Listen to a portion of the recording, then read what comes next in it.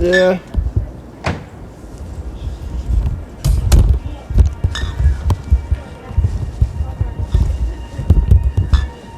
We got sparkling cider too. Say what? Sparkling cider. Oh, okay. So who's the one that's leaving early? Oh, I gotta go to work. I hear you. I gotta go to work. What you got on now? Hi everybody. Peace. You're a vegetarian? Oh no, chicken and turkey. Oh, you everything. Okay. Who got the baby? Mommy. Hey. Where's the baby? Right here. Oh.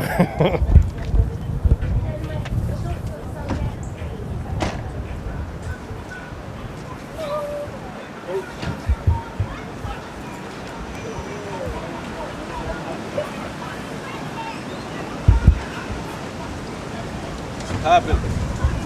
What up, doctor?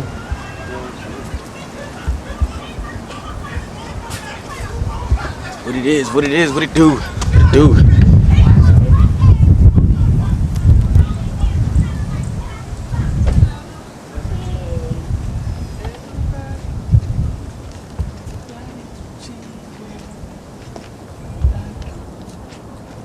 How long you standing out there? Oh no, you saw me when I was in the back, right? Yeah, I seen you. Oh, I didn't. I guess when I was in the back of the car with the baby.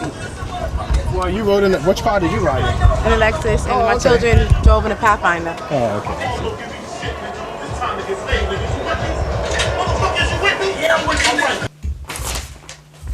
Why don't you start off by introducing yourself and telling the world who you are? Well, I'm Icelene Jones. I was ODB's wife. I was with him ever since I was 16. We met in 1985. It is now 2007. We had 3 children together. They're now 16, 17, and 18 years of age. I have one that's Shaquita. She's the youngest. And I have a son named Barson. And then a daughter, the oldest, is Taniqua. Very, very good. Let's go back to the early days. Tell us, tell us about you at 16. How did you guys meet? We met at a Sweet 16 party. Okay, I meant to tell you. We Or Rusty, because I know most people call him Rusty. Not me. I call him Unique. Okay, there you go. So then explain to us about that now, man. Okay, well, explain to you how I met Unique. Well, I met him at a Sweet 16 party. We were both of us were 16 years old. I just turned 16 in April, and he came to my birthday party, but I wouldn't let him in. And 2 weeks later, my friend had a Sweet 16 party, and that's where we met. He came inside, and it was him and a few other guys from Building 1. I lived in Building 4. Where is this? In Linden Plaza in New York, in East New York, in Brooklyn. Okay, great. So we lived on a mountain, and around us was projects. It was pink houses and cypress. We lived in like high risers, and everybody thought those were like really nice buildings to live in at the time. And well, me and him, he pursued me, and he wouldn't leave me alone. He kept coming up trying to dance with me, and I was hiding from him. I'm like, I don't want to dance with him. I don't know him. And I had 2 cousins there with me, my cousin Monique and my cousin Kim. And I was hiding behind them, and he came up looking for me. Yo, where's that girl? Where's that girl? Y'all know who I'm looking for. And they both opened up and pushed me to him. And then from there, he just grabbed me, and we started dancing. But at first, I was just sitting there looking at him. And then he was showing me off, but I was a real dancer. So then he started dancing. He was going all down. He had a dance called the Ace On. And he was all down on the ground dancing and stuff. And so then that's when everybody used to call me Tracy back then. And it was like, go Tracy, go Tracy. So I just started going off on him and stuff. They was like, go Ace On, and saying that to him. And that's how it started. And What was your first impression of him? Well, my first impression on him was that he started teaching me different things than anybody else, than my parents. That's what caught my eye. He started teaching me about the stars, the moons, the planets, letting me know that I was the earth, and that one day we'll have seeds. And I'm like, what are you talking about? Where are you getting all of this mess from? So then he started giving me lessons, and he gave me a name. He gave me a name by the name of Shaquita. He named me Shaquita be Earth in the name of Allah. And it just was a totally different world for me. He taught me how not to eat pork and how not to eat beef and how not to wear fingernail polish. And I wasn't supposed to wear braids in my hair, and I was supposed to wear long dresses. So I was on it like that for years, like 11 years straight. No pork, no braids in my hair, couldn't get no nail polish. It was crazy. And let me see, my first child was born when I was 19 years old. 1988. We had our first child. And from that point on, I mean, we've been together for years. We was together ever since we met. We just been together. I'm going to backtrack you a little bit. Yeah, so I skipped all the way to... Let's talk between, after the dance. Yeah, after the dance. Then our first kiss was that same night. We went out into the hallway. It was time to leave. My cousin said, come on, we got to go, because I had a curfew. And she was spending the night at my house. So she was like, come on, Tracy, we got to go. And I'm like, I don't want to go because I'm having fun. I'm dancing with Unique. And he told me his name was Unique, and I couldn't remember his name for nothing. That whole night, I'm like, what was that guy's name again? So anyway, we're in the hallway, and we're leaving out of the party. It was an apartment party.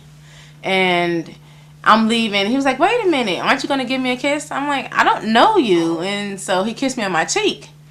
And I'm like, oh, that was different. And that was nice. So then all night long, I'm sitting up, me and my cousin are talking. I'm like daydreaming, like, oh, I met this guy, and I can't remember his name. Then the next day, I went outside to play, and we used to go out front, right in front of the buildings, and play punch ball. We were playing punch ball and kickball, and these guys came walking over with Kangos and Pumas and Lee jeans on, and he was one of them walking with a radio. He came walking over to our building from Building 1. And he came up to me. I was like, oh, there go that guy. Oh, my gosh. And he came up to me and he asked me, did you get my number? Did you get the information? He left a number for me. I skipped more stuff already. He left a number on a card. On, like, cards that you play with. Spades and diamonds, stuff like that. So he left his number on the card. And I'm like, oh, that's that guy. He came over here looking for me. I can't believe it. So then I said, yeah, I got the number. He said, why you didn't use it? I said, I didn't get a chance to use it. I just got it. And so he asked me, can I take a walk with him? And then I took a walk with him. And that whole day we were together all day. And we was behind my building. And he would put his jacket around me. He put two bracelets on my arm. It was so cute and romantic. And when it would rain, he would lay his jacket on the ground. And I would actually step on his jacket to walk across the rain. I'm like, he is crazy. But he was so different than any other young boy that you would meet in the street. He was so intelligent, very intelligent, and knew his lessons well. Anything else? You see, because I wanted to be conversational. There's so much stuff that I'm learning is really nice. When did you first notice the talent part of the whole? Well, as soon as I met him, really. I mean, that's all he used to do is just battle. He used to battle in the streets though. We used to have little parties, little house parties and stuff. He would be battling or just running up outside, just running up into different guys. And they just yo, there go that dude, or some dude over there, Unique, come on. Or they'll just go run over to meet with him, or they start, because he used to beatbox, he used to cover his mouth like this, and then he used to rap. He used to do oh gosh, I forgot that rap. I don't even know why I mentioned his name. But back in the days, he used to imitate somebody, and he had it better than the guy had it. And it don't even make no sense to talk about it because I can't remember his name. Probably only Biz or the No, before, I think it was pull your hair back a little, just. Before, it was before them. Well, anyway. Can't you see someone hypnotize me? Was it that one? Well, anyway. No. Well, Dougie Fresh. Slick Rick and Dougie Fresh. Maybe, yeah, Slick Rick. Slick Rick. But Dougie Fresh was the beatboxer. Yeah, I think it was Slick Rick. And then again, it was somebody else too. Okay, well, anyway, he used to just battle. That was his thing. And every time he battled, he used to beat everybody. It was just like, wow, he's really good. He's really good. And I knew he was good. And what else? I'm sort of lost. Just from my stuff. But. Okay. When did the relationship, at what point, I mean, women would be the first to tell you, did it transition from being like, okay, looks like it's going to be serious? Oh gosh, it got serious at the beginning. It really did, because once he gave me my name, It's like that was the first thing of him really feeling like he was considered himself as being God. An original black man where we came from, in the streets of Brooklyn and stuff like that, he was God and I was the earth. And I was also the queen and he was the king. And he was the king of the castle. And by him getting the earth, a black woman that was truly his, it was like everything to him. Because from that point on, he could build his cipher.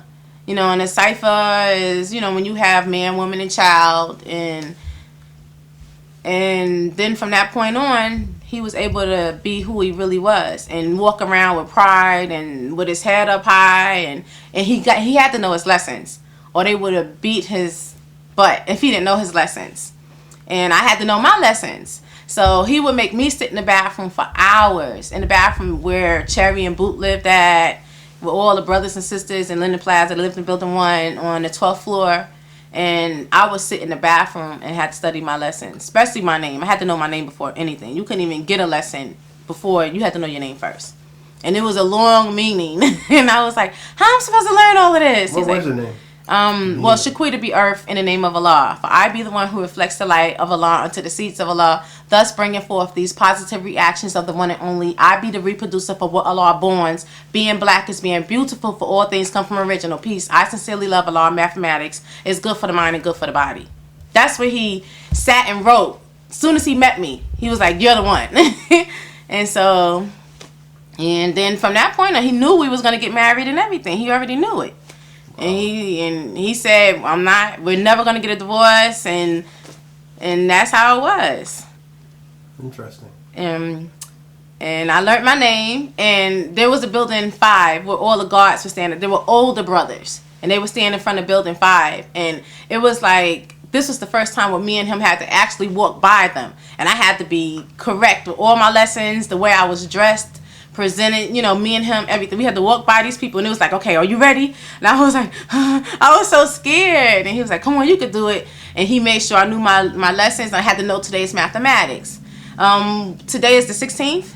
Okay, I had to know that it was knowledge, equality, or being born of God. 1 and 6. I'm sorry, today is 17th. Today the 17th. So knowledge, God, or being born to build or destroy. You had to add the 1 and the 7 makes build or destroy. And we had to know that. And so we walked past building 5 and they were like, peace God, peace earth. This your young earth, this your young earth. Because I was young, me and him was young then. He was like, yeah. That's like, yo, peace, yo, you got a young earth? That's what's up right there. So then it's like, okay, so first they built with him, so what's today's mathematics, God? And then he'd have to break down what it was. Then they'll build and ask him a lot of other things like what's 110, and they asked him a lot of different things, student enrollment, 12 Jews of Islam. You had to know all of this stuff. Or if you didn't know something, they would beat you down because you putting on the front. But if you knew what you was talking about, they'll sort of leave you alone. But they just don't want nobody walking around saying they God and they not really God. And he was really into that. It was our lives. That was everything. And it sort of pulled him away from his family, and it sort of pulled me away from my family. Because I'm like, no, I'm not Tracy no more. Nobody couldn't call me Tracy. Nobody couldn't call me Icelene. It was just Shaquita. Shaquita be earth in the name of Allah. That was my name. My name is Shaquita. If you don't call me Shaquita, don't call me nothing. And my family hated him for that. Because he came into the household and just took me out of the household and changed my name, changed the way I ate, changed everything. But in my household was no real set rules. So it was easy for him to come and do that. Explain a little bit more about the household. Well, my household or his household? My household. Well, I only have 2 brothers. I'm the only girl in the middle. One older, one younger. One named Anthony, the older, and one named Johnny, is the younger. And I have my mother, father, Earl, and Big Shot. Yeah. My father is Big Shot and Earl, and my mother is Elnora Jojo. So they had little different names, and their last name is Barnes. And then we lived in Plaza, and we had a 3-bedroom apartment, 2-bathroom, and that's where I met him. And he used to come to my house. My mom and dad, they couldn't stand him. What kind of work did your parents do? My father was a sanitation worker, and my mom, she was going to school at Wilford Academy at the time. Yeah, she was going to school. Yeah, I think my mom went to that school too. Yeah, matter of fact, my father went there also because he didn't want my mom to go to Wilford Academy. She couldn't go to the store by herself. So anything that she wanted to do, he was like, I'm going to do it too. So he would come home from work, from sanitation, and then they would go on to Wilford Academy and come home late at night, and I had to take care of my brother practically all day. I took him to school. I got him from school. I took care of him all night until they came home, and then it was like start all over again the next morning. So he was stuck with me. So he was with me and Unique most of the day. Most of the time he was with us. That's and great. I would take my brother to Cherry and Boots' house. And anybody who was there would watch him. Ramsey, Marky, Dee Dee, Nikki, Lamarne, Aisha, whoever was in the house, these were his brothers and sisters. They would just watch my brother. Talk about his household. Well, his household was pretty crowded. It was a lot of them, but I was like one of them because I was there like every day. Every day I was there. Every time Cherry turned around, your ass is here. What you doing here? All the time when she turned around, I was right there in the house. She was like, oh my gosh, you act like you live here. You don't know how to go home sometime. And then I would like get my feelings hurt or whatever, but I would just still be there. I didn't go nowhere because we was in love. And my mother and father used to always come. My mother, she was the main one. She would come and drag me by my hair out of the house or by my collar and like, you going home, come on, and embarrass me in front of everybody and stuff. And anything else? Okay. So we talking about, this is Brooklyn in the 80s, right? This is with the Decepticon days and all of that stuff too. Yeah, all the karate flicks, the 3 o'clock movies, monster movies, and Star Wars and stuff like that. What were some of the influences that you saw back then that became a part of the character that became ODB? I mean, you already spoke on the Well, you know what? Center. He became more of who he was when he passed away later on in the years. Like this is at the beginning. He was Unique A Son, Allah then. And then later on he became ODB. RZA gave him that name. And they all got names from karate flicks and stuff like that. He was the old dirty bastard. And he used to keep everything old school. He was like one of them that everything had to be old school. The old musics, the old ways. That's all he talked about. In the 5 Heartbeats, Eddie Kane, he was Eddie Kane. In the 5 Heartbeats, he just loved that part. And where was I? With the old dirty bastard. Okay, old. He used to keep that. Everything old school, dirty because he was a real dirty mother effer.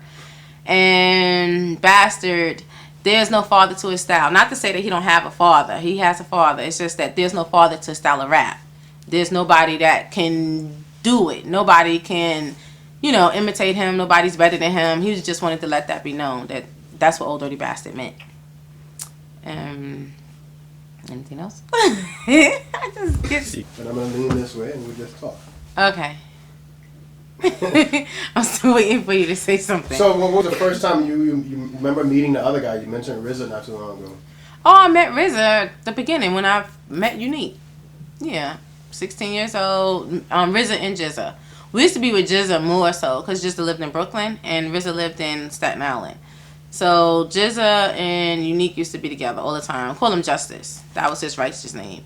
And RZA's righteous name was, oh gosh, Rakeem.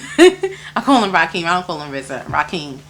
But they was like always favorite cousins to the bottom. It was like best cousins. And all three of them used to be together a lot. And Unique used to they used to do little shows and little clubs and stuff like that. And me and his sisters, everybody tried to go, and it used to be like little hallways where everybody was bundled up just to get in there, and they used to have to get through all of that mess and perform on stage. And every time they performed, though, they was real good. And well, I remember when. Okay, don't go off too far. Please do. No, I was about to skip again. So, what we used to. You said they used to be real good. Yeah, Rakeem, Justice, and Unique. They was real good. But it was just coming out. It was hard to come out. First, I remember we lived in a shelter. But this is like after all of our children. And I'm like skipping so much here. I don't want to do that. Okay, let's go back to the shows. We just said they were doing shows. Yeah, they were doing a lot of shows. And Oh gosh, they would just get together all the time to do their stuff, and they couldn't get it off. Nobody would like really respect them because they were righteous. Like the older parents and stuff like that, they always had issues with this God stuff. Like Cherry used to fuss with Unique all the time, or you need God, you know, you need to go to church, and Unique was like, I don't want to go to no church and stuff like that. Cause you know, living in the streets is hard, and if you don't have like the right direction or no direction, it's just you start focusing and what they did, they found another way of life that wasn't so bad and it wasn't so good, but it wasn't, you know, doing drugs or killing themselves. They found another way of life, and it was called righteousness. And that's when they said, okay, we got to get some, you know, get a woman and stick with a woman, and because the woman was like the backbone to the man and kept him strong and kept him away from things. And so when he did things, when he went places, I went with him a lot. A lot of guys don't like to take their girls places at a young age. We even had this one time where he had a friend, and oh gosh, they went. It was a couple, and they went to get a pregnancy test done, and we went with them. Me and Unique went with them. So let's go with them. So we went with them, and the girl, she took a pregnancy test, and I just said, let me take a pregnancy test too. And I took a pregnancy test, and she wasn't pregnant and I was. And I was like, something is wrong. This is not even right, because I was just there for the fun, you know, being there to support her, not feeling or knowing or thinking that I was pregnant. And Unique was like, what? We didn't pay it no attention at all. We just blew it off our minds, like if that test didn't even matter to us. Went back to, because we used to race and jump from the bricks and just hang outside, and it was like we were still young kids. And next thing you know, I had a miscarriage. That was my first pregnancy, and we always said it was a boy. We don't know what it was. And I was in the hospital, and Unique came to the hospital, and he was crying and everything. And I was like, what are you crying for? You know, because he was like, you lost my baby. And I didn't believe that you was pregnant. And that's how he was being so young and cared so much like that. And I was like, wow, this is really deep. I mean, I was crying too because I was in pain. That's why I was crying. But I didn't want to have no baby. I was young.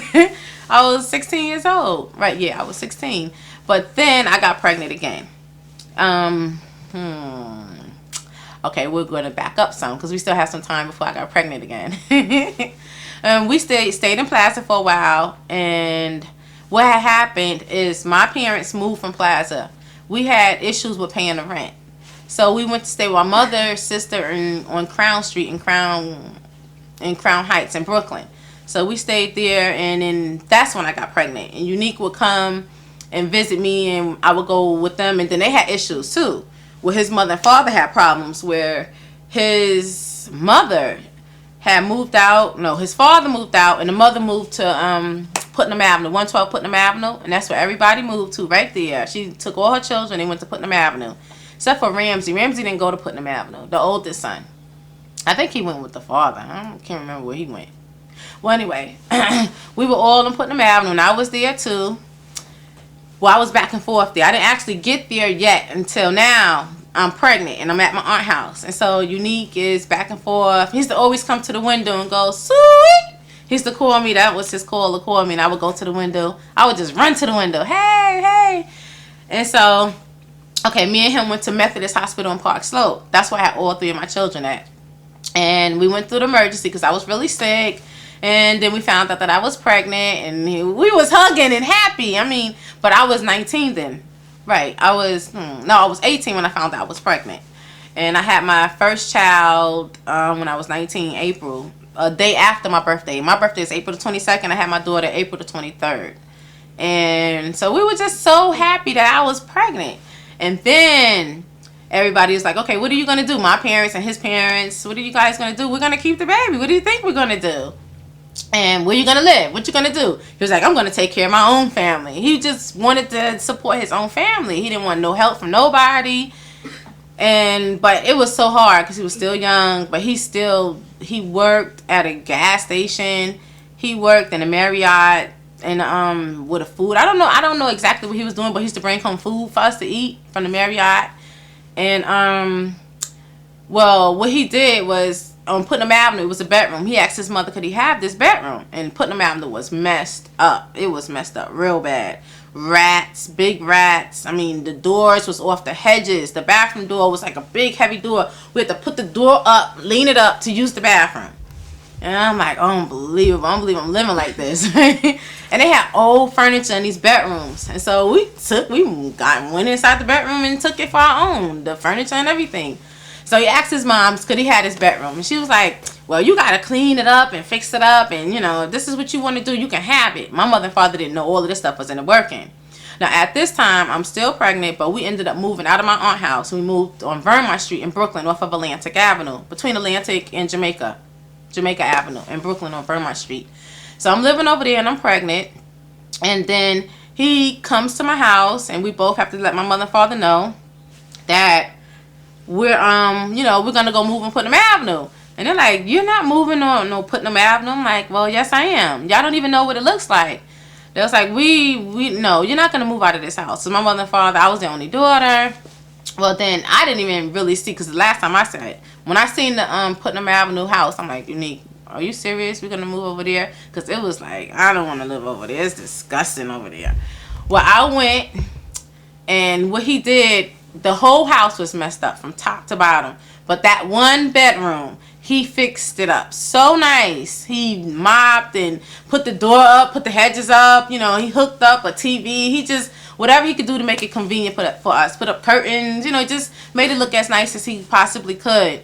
What he wanted to do, because he wanted me to move there so bad. And this is before I actually had the baby. And so he fixed it up and everything. Then his mother came in and said, okay, this is nice. And I seen it and I'm like, all right. So now I was like getting my mother and father to, you know, say okay to this.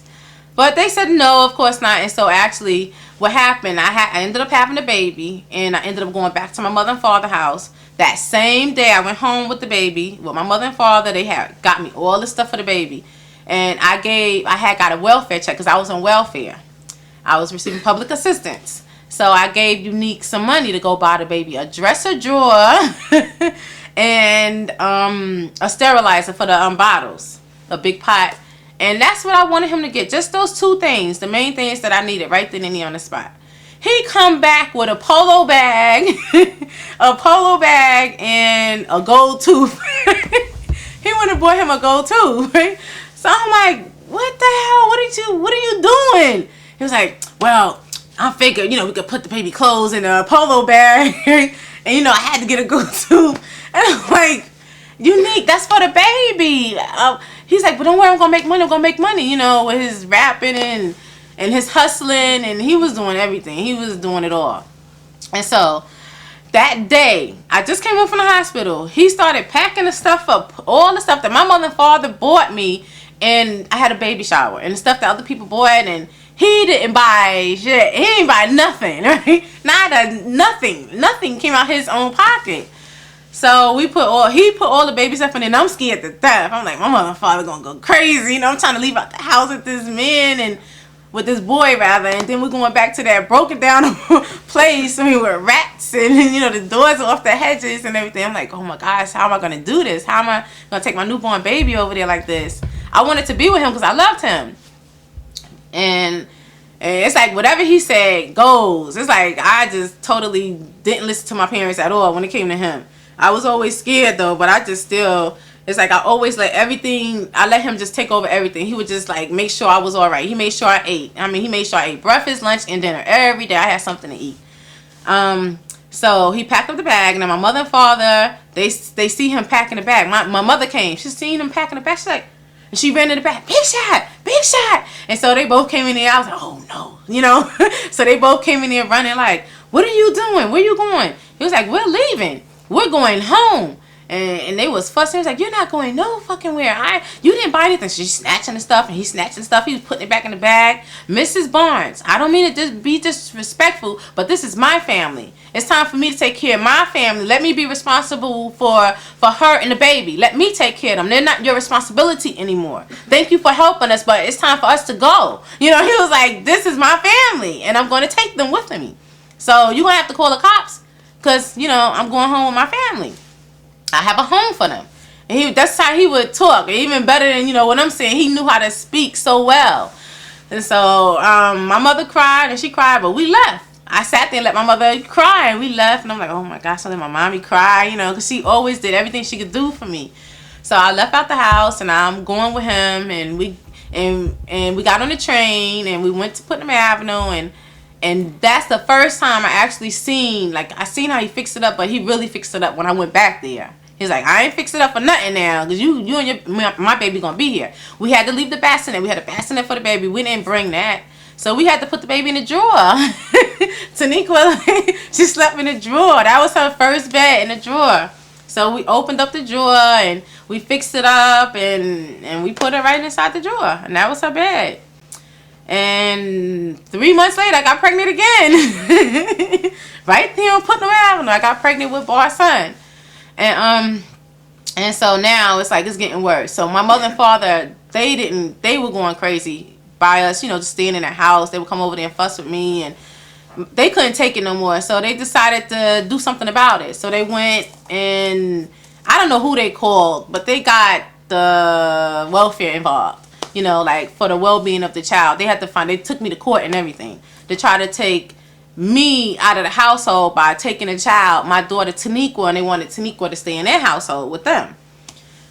And so I'm like, oh gosh, what are we gonna do? So we were going to court and everything. So they sent over somebody to make sure we were living all right, because we weren't doing anything wrong. We were taking care of our own child. We had public assistance. It's like, you know, let them be. They're 19 years old. You can't just take their child because you want them to live over here with you. We understand that you have a better place for, you know, your daughter to live. And so now when the man came inside the house, it was a man coming to see us. He was like, from the welfare, he was like, oh my gosh, this is, you know, really bad here, you know.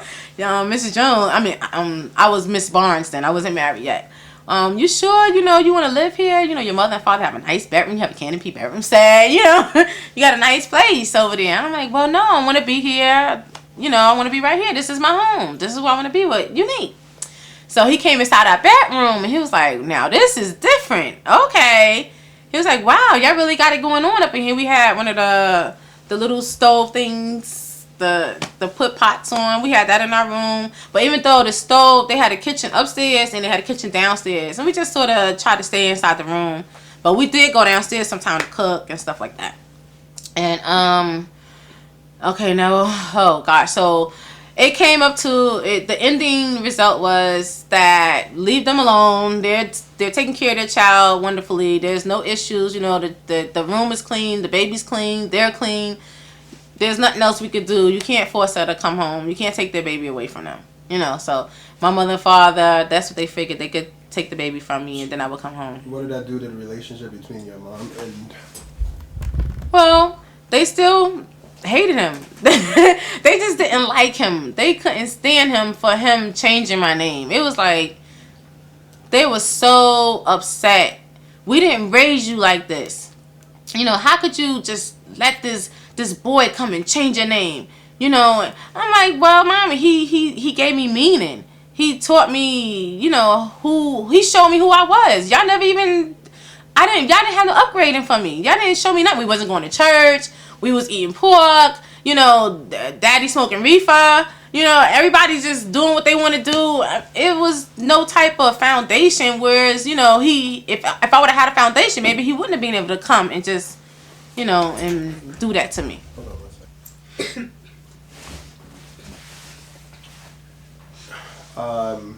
Where do we leave off?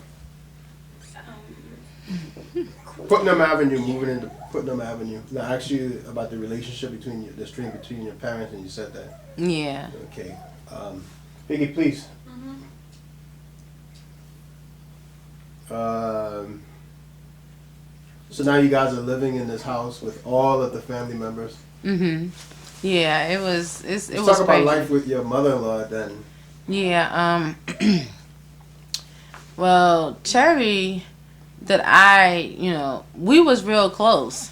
I was like a daughter that she never had before. You know, I was real nice. Well, I'm still the same way. I haven't changed. It's just gotten older and have children now. But then she used to just like really, really respect me because her son respected me to the fullest. And then she knew that I was the type of girl that I was like a good girl. You know, I didn't smoke, you know, no drugs. I didn't drink alcohol. and she know I loved her son. She know I loved him, and I listened to everything that he said. Nothing he said was wrong. I was just in love with him. Well, I remember when it was time for me to have Taniqua. I was in labor, and she was there, and I was scared to go to the bathroom because I had to go to the bathroom. I didn't know if I was going to have to push or if I had to do number 2. I didn't know nothing. It was my first baby. And she would tell me, no, go ahead. You can go to the bathroom. We won't put them out. And she's telling me to go to the bathroom. And I'm like, I don't think I should go, Cherry, because I feel like I got to do number 2. I mean, I feel like the baby is coming out. She said, no, it's all right. It's all right. You're not pushing right now. And so I went to the bathroom. I listened to her. And, what else? Oh gosh, now I'm like starting all over. No, we're talking about the relationship. Then you said things were. You were the other daughter. Yeah, I was like a daughter that she never had before. I was just different. So enters stardom. Let's talk about the transition and redirecting. I mean, obviously you said you was working at other jobs and stuff. Yeah. Okay. How? Like. Okay. I'm trying to get to that point. We like a few years later. Okay. From that point, when we lived on Putnam Avenue, I got pregnant again with Barson, and we left Putnam Avenue. We ended up moving to Florida. I went to my mother and father's house on Vermont Street when Unique and his cousin Divine moved to Florida to start, new life. Not Rakeem brother, RZA brother Divine, but they had another cousin named Divine, which is 12 o'clock. Right now, 12 o'clock, Odeon. His name is Divine. That was his righteous name, Divine. It was like everybody had names. Like 12 o'clock was his rhyming name, his, rap name. Odeon was his name given by his mother. And Divine was his righteous name, being a god. So everybody had those 3 different things going on. The RZA, his rap name. Rakeem, his righteous name. And Robert Diggs, his government name. Everybody, had the names going on like that. So Unique, of course, he was Russell Tyrone Jones from his mother and father. Then Unique Ason Allah, his righteous name. Then it was ODB, Old Dirty Bastard, was his rap name. So it was like you knew everybody from all these different names. It's like, oh my gosh, it's crazy. But it was natural. It's something that we just lived with, and it was easy to deal with. So then Divine and Unique moved to Florida to start off a new life. Me and Lisa was Divine's girlfriend. Me and her were cool. We're still cool as of today. They broke it up. So anyway, they're in Florida getting it all set up for us, and I'm working in a movie theater on 42nd Street and living on Vermont Street, saving up all my money, and then I had enough money, and he had money saved up too. He used to work at I think it was Kentucky Fried Chicken and Burger King and Hardee's. He worked at a few different places in Florida. And then I moved out there with his, he had a Aunt Hilda, which is Freedom Mother. She lived out there, and Debbie. And Hilda had another daughter named Debbie that lived out in Florida. So we moved with Debbie, and Hilda had a separate place. And so we were out there with them. They came with me, Taniqua, and Barson. I don't have Barson already, and so now I got Taniqua and Barson. So we're on our way on the bus to go out there to meet with Unique, and they came to get us from the bus station, but they took too long to get to the bus station, and when I got there, they weren't there, and I was waiting for a long time, and we had all this winter stuff, and it was hot out in Florida, and I just left New York, and it was freezing, and Unique mother and sister Dee Dee put me on the bus on 42nd Street to go to Florida. They helped me to the bus station with the children. And they was like, girl, I don't know how you going to make it there with these 2 babies, because they were both little babies at the time.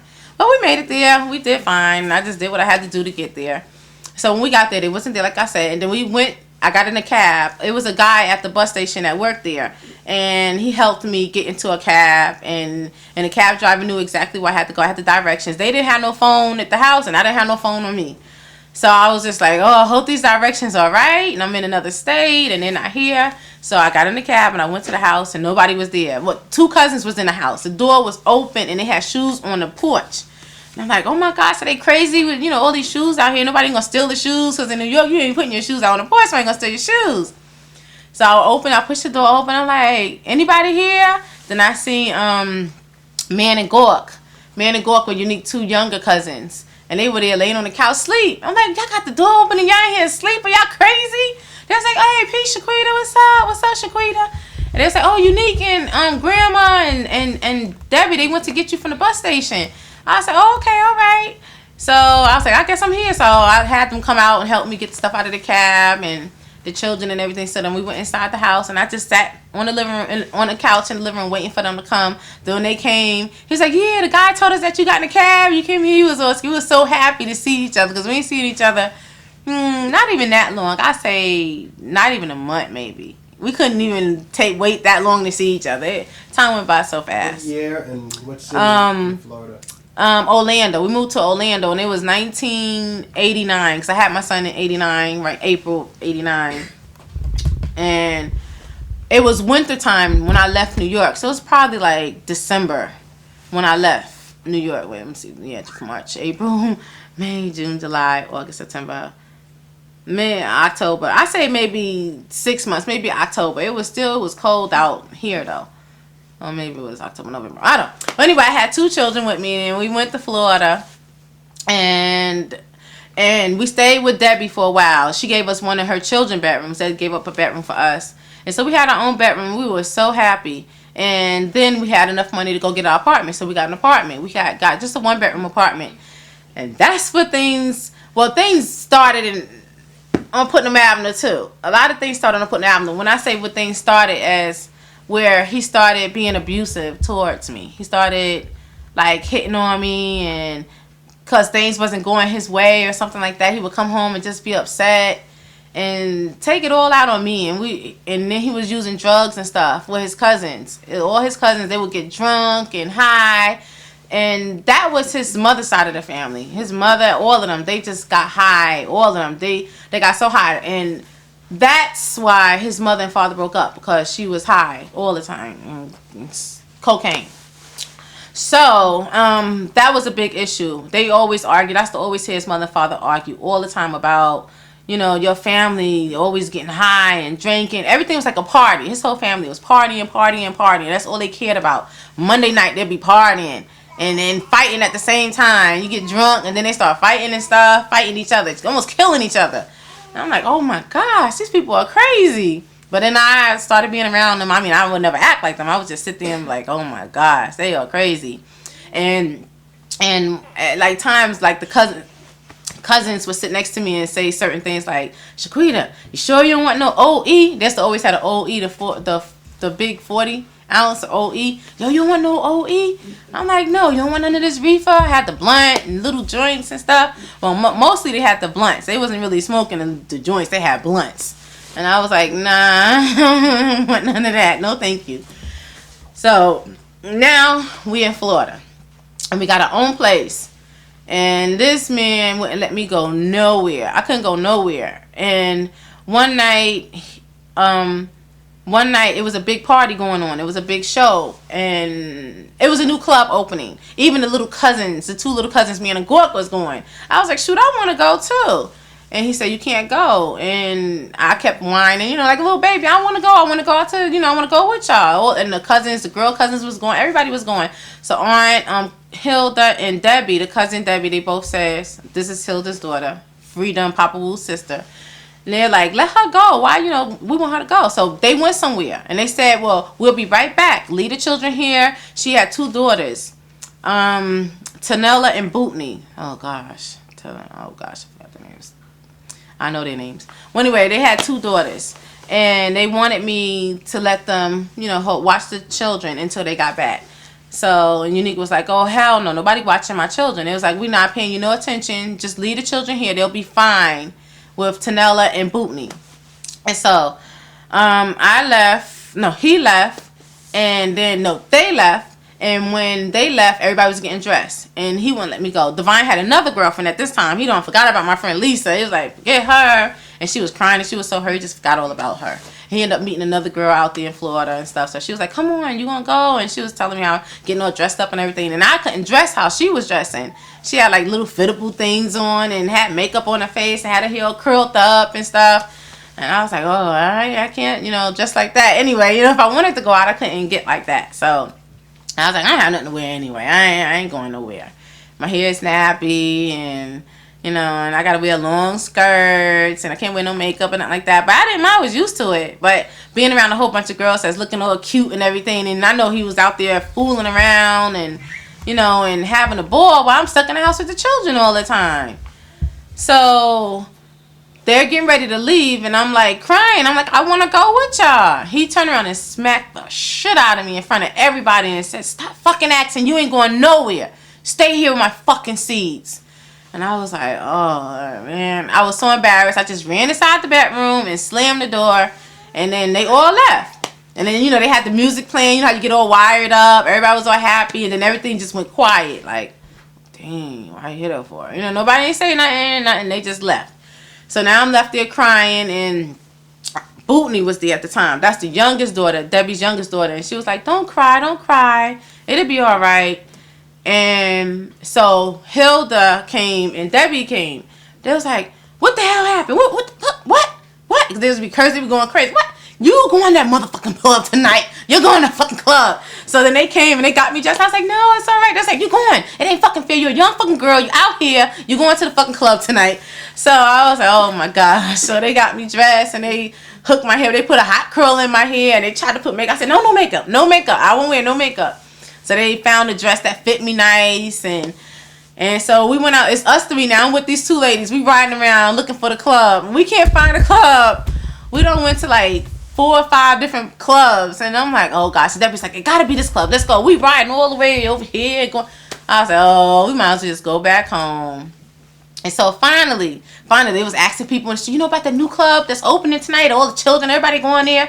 And somebody's like, yeah, such and such is over, such and such. But anyway, we ended up going there, and that's what we seen. Everybody, it was all excitement. It was packed outside. Cops, everybody was like, this is the club right here. Then we seen men and go up. It's like, yeah, Unique inside the club. And then we seen Tanella. Tanella came and grabbed me out of the car. She's like, Shaquita, come on. I got to take you somewhere. I got to show you some shit that's happening up in here tonight. I'm like, what? What's going on? It's like, no, come on. You about to kick a bitch ass tonight. And I'm like, oh my gosh, what happened now? So now she came and took me up to this girl. This girl got like 4 girls surrounding her. And she's sitting on a car, and her name is Nikki. And she got jerry curls. And she crying.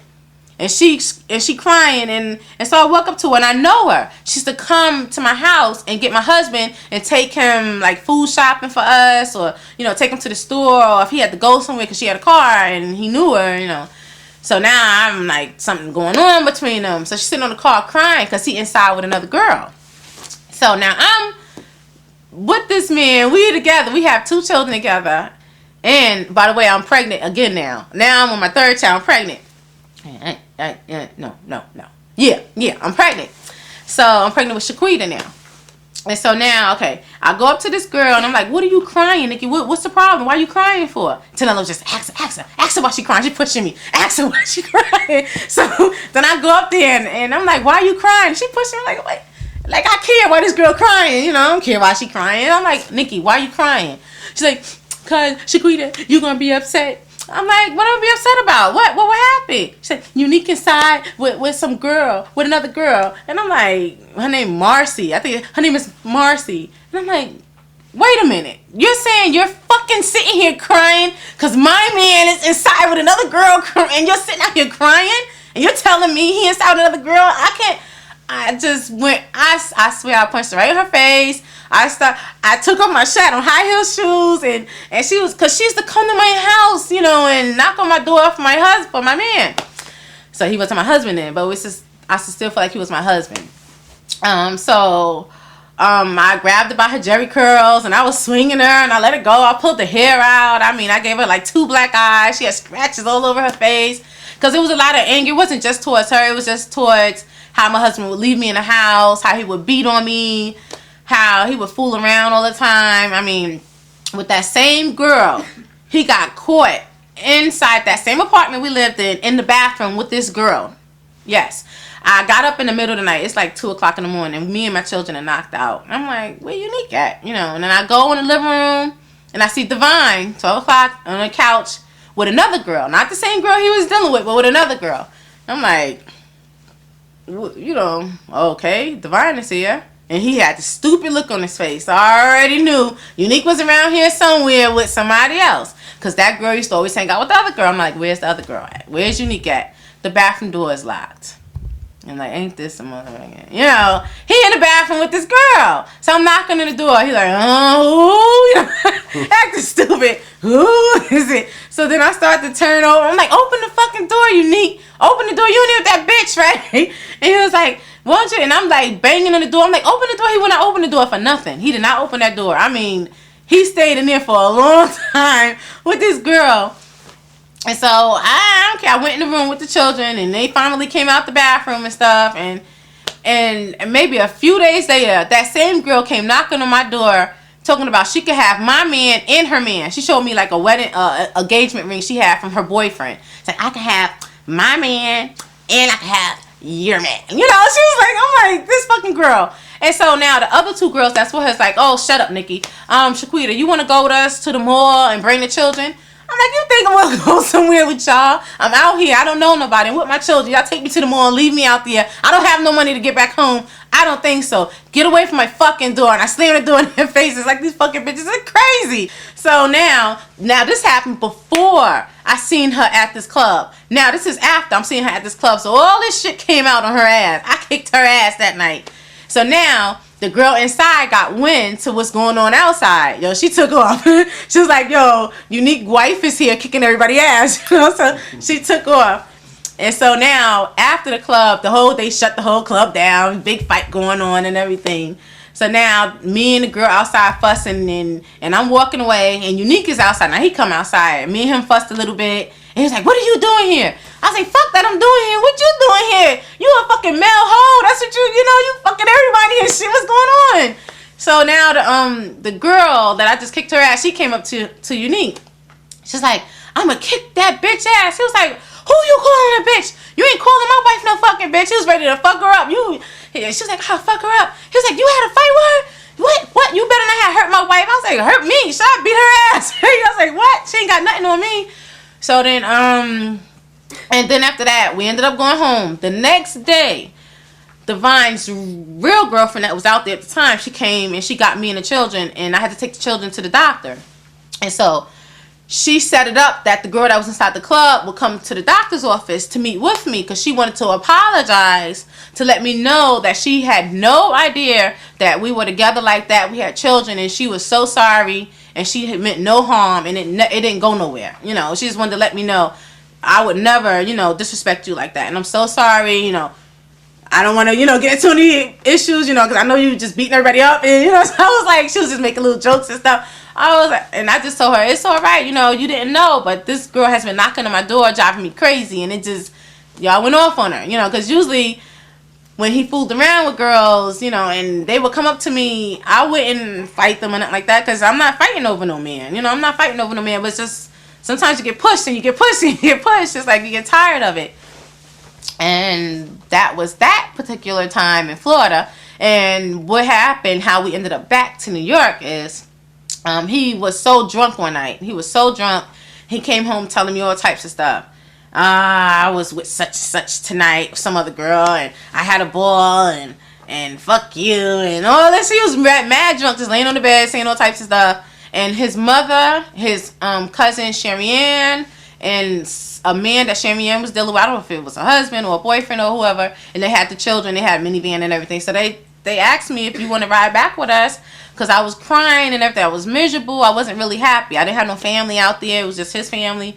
And I said, if y'all could take me back with y'all, I really would love it. You could take me back, because I didn't even have no money to get back or nothing. So they said, you can come with us. So me and my children, he was laid there, knocked out in the bed, and I left, pregnant and with the children. And I went back, and they took me to my mother and father's house in Queens. They had a two-bedroom apartment. It was small in Queens. And then they says, oh my gosh, you have 2 children and you're pregnant. And you're not even married. So what are you going to do? And maybe about a month later, Unique came back. We'd be on the phone every day. And he would say, what are you going to, why did you leave me for? Why did you leave me for? And I'm like, I don't want to be with you. I can't deal with you no more. And you won't marry me, and I don't want to be there. What kind of life is this? This is bullshit. I can't live like this. I'm going to find my own direction, my own way. So he's like, "No, I can't have that. I can't have that." So then he came back and he got me, and we went to his mother and father house. And matter of fact, we was back and forth. No, his father lived by himself on Georgia Avenue. We went to his father's house, and we would stay there some nights, and we would stay at my mother and father's house. My father says, "Yo, y'all got to do something, because this ain't even happening. This ain't working." And they had bunk beds in there for my little brother. And all of us one day was on the bunk bed, on the bottom bunk. And my father came in there saying, "What y'all going to do? I think y'all should go to a shelter." You know, me and him sitting here. I'm pregnant. Got 2 little babies. He said, "I think y'all should go to a shelter." And I was like, I used to work in shelters. You know, I was working for City Volunteer Corp, and I used to do Meals on Wheels to senior citizens and everything. And I used to work in the shelters and just help the people out in the shelters, just to help them, let them know what their next step is, or where they should go, or where they should go to get something to eat at, or whatever it was that this is sent me out there to do. And I was like, I don't want to go in a shelter, because they had like back then they had like everybody in the gym, you know, and people were stealing people's stuff, and there's a whole bunch of beds laid out, and I'm like, I can't live like that, Daddy. Them shelters are awful. And then there was another shelter where they had in hotels, and the hotels was awful. It was disgusting. It was like a whole bunch of rooms. It was one big room. It was a small room with a bathroom inside the room. But it was so nasty and disgusting, and the doors were broke. It was awful, and it was sometimes the lights were out. I'm like, I can't. That's how I remember shelters when I used to work in them. But now when we went to the shelter in Brooklyn, we went down there to enroll and get into a shelter. We was like, forget it. Let's just go. We gotta go. We gotta find somewhere to live. So let's go. So we carried what we can carry, and we went downtown Brooklyn. Willoughby, I think it was Willoughby Street. It was some place right there where you go, and we met Cherry Friends, somebody that was Cherry Friends. Somebody used to live in Plaza. They was working inside the shelter, and Unique seen him. He said, "Oh, that's such and such mother." I think it was Shakisha mother. A girl named Shakisha used to live in the building, and she used to work in the shelter. And she hooked us up, that she got us in much sooner, much faster than just sitting there for days and days and days before they actually found somewhere for you to stay at. So that same night, they took us to a shelter, and they was going close to Plaza. It was like, oh no, they're going close to Plaza. Everybody gonna know we live in a shelter. It was like, oh my gosh. And so they went past Plaza, went to like a little back street or something, and it was a shelter right around Plaza, off of the Conduit. It was like, dang, they gonna take us there?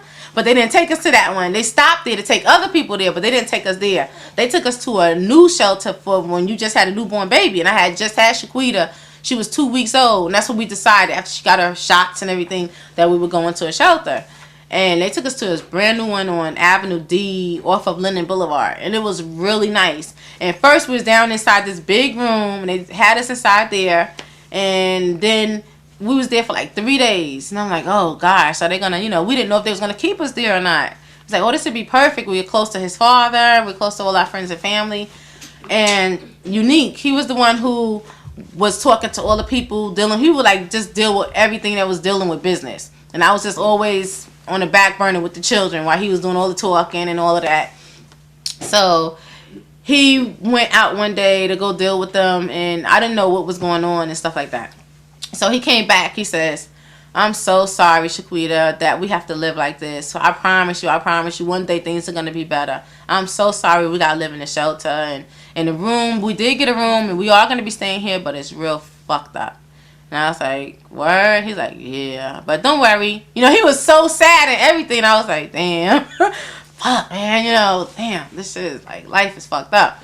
So then we went walking, we dragging all our bags, and I'm like saying to him, why is it so bad? I don't understand how the shelter is going to be so, the room that we're going to be in is going to be so messed up when the hallways and everything look nice and brand new. I'm like, why the rooms and stuff going to be messed up, Unique?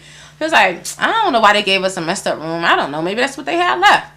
So he's playing a role, though. He's acting now. So we get upstairs, and he put the key in the door. He opened the door. It was like apartments inside the shelter. So he opened the door, and he was like, surprise. I'm like, wow, this is ours. He was like, well, it belongs to them. But, yeah, we're going to be staying here for a while. And I was like, oh, gosh. It was like a 2-bedroom kitchen, dinette kitchen thing. First you walk in, you see there's a bathroom, stand-up shower, and sink and toilet. And the shower, and it had you had to step over this brick thing. So I was able to give them baths inside the shower. And inside the kitchen, it was a big kitchen. It had a little table with 4 chairs, and then our bedroom was here to the right, and then the children's bedroom was to the left. It was right next door to each other. And inside the okay, no, their bedroom was to the right, our bedroom was to the left. Yeah, did I say that? Well, anyway, their bedroom had two beds, regular beds, side by side, and it had drawers and everything in there. It was really nice. And then in our bedroom, we had the crib with a full size bed. And I was like, wow, this is cool. And the only thing I realized, they used to always have fire drills. Fire drills all day long in the middle of the night. They come banging on the door. Come on, come on, come on. Then they open your door and just boom, open up. Come on, it's a fire drill. You gotta get out now. They had a count of everybody who was there. And we was tired. We had to be standing outside in the rain, snow, anything it was. We had to be outside like, oh my gosh. We couldn't have no visitors. We had to sign in and out. It was like, we had to get out of there. You know, I was happy to be there, but then it was like, we got to get out of here. And one day he came home inside the shelter. He had hickeys on his neck. I'm like, you got hickeys on your neck? And I'm just seeing he got hickeys all over his neck. Like, he was just chilling, had a big old, you know, hickey party or whatever. And I'm like, this is some real crazy. This is messed up. You know, I thought, you know, come on now, when is it going to end? You know, we're on our 3rd child and you fucking got hickeys on your neck and shit. So, I wanted to leave him. You know, I didn't want to be with him. I was like, fuck the shelter shit, fuck all of this, you know, fuck you, fuck everything, you know. I want to get out of this. I'm tired of this. You know, it ain't never going to end. If you ain't stopped by now, you ain't going to stop. So, he's like, okay, let's get married. You know, let's get married. Because I was really serious. I was like out the door. I had my shit packed. I'm like, yo, I can't take this no more. I was tired of him. Because he knew We're picking up from Let's Get Married.